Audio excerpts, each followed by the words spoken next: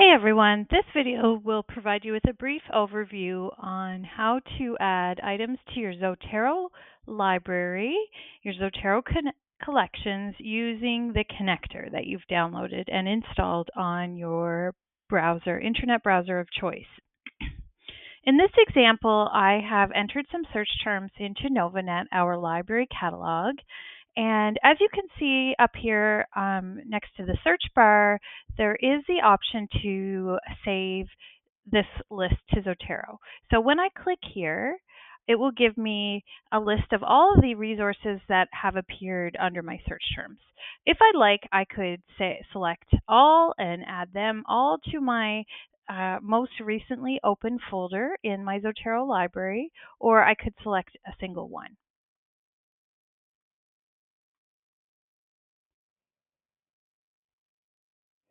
Now, the citation information for the research skills book I've selected is being saved into my most recently open folder in Zotero.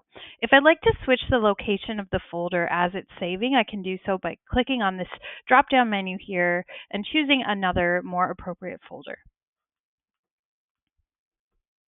That's it. Now we can navigate over to our folder that we have in Zotero already established, our collection, and I can see the citation information for this particular book on research skills.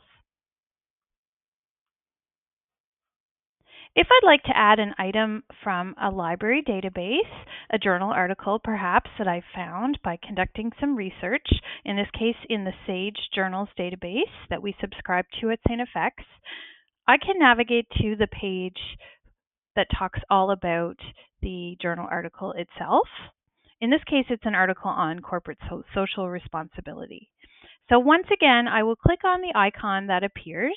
Now you can see that the logo itself has changed over to a piece of paper with a folded corner.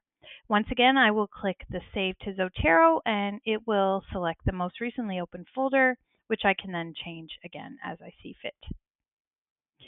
In this case, it's saving the PDF of the full text of the article as it saves the citation information.